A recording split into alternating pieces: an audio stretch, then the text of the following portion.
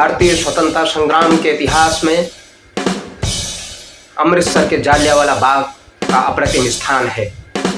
इस आधुनिक तीर्थ पर हर देशवासी का मस्तक उन असंख्य निर्दोष वीरों की याद में स्वयं झुक जाता है,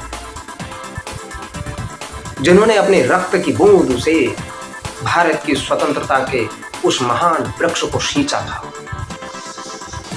13 अप्रैल 1919 को बैसाखी का पर्व था।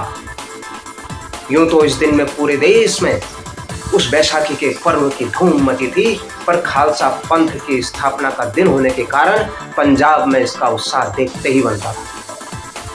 इस दिन जगह जगह मेले लगते हैं, लोग पवित्र नदियों में स्नान कर पूजा पाठ करते हैं, पर 1919 के इस पर्व पर वातावरण कुछ दूसरा ही था। इससे पूर्व जब अंग्रेज सरकारों ने भारतीयों के दमन के लिए रॉलेट एक्ट का उपहार दिया था, इसी के विरोध में एक विशाल सभा अमृतसर के जालिया बाग में आयोजित की गई। यह बाग 3 ओर से दीवार से घिरा हुआ था और एक ओर से ही आने जाने का मार्ग था, और सभा की सूचना मिलते ही जनरल डायर अपने 90 सशस्त्र सैनिकों के साथ वहां पर आया और उसने एकमात्र मार्ग को घेर लिया।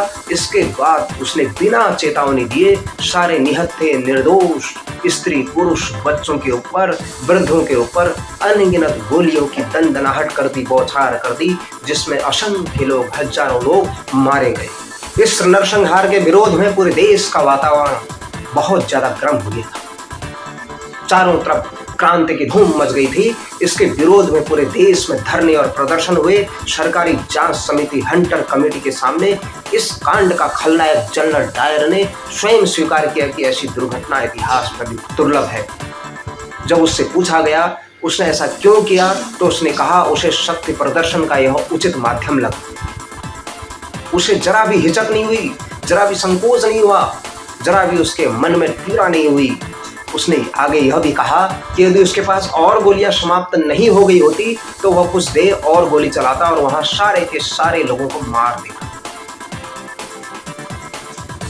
और उसने अब उस समय के डिप्टी कमिश्नर से इजाजत भी नहीं ली थी। जब उससे पूछा गया कि उसने गोली वर्षा के बाद घायलों को अस्पताल तक क्यों नहीं पहुंचाया, तो उसने लापरवाही से कहा कि यह उसका काम नहीं था।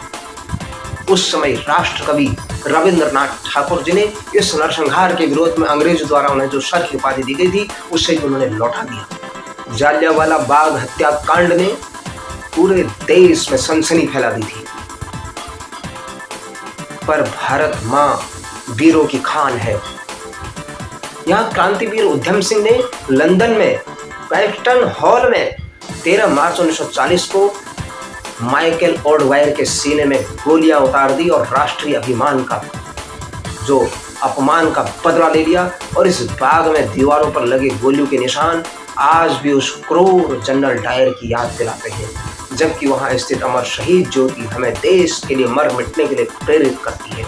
अंग्रेजों ने कितने अत्याचार किए, हजारों अनगिनत रक्त बहे, उस के सिंचन से हमें आज इस खुली हवा में सांस लेने का अवसर प्राप्त हो रहा है। जालियांवाला बाग हत्याकांड के उस निर्दोष वीर हुतात्माओं को शत शत नमन।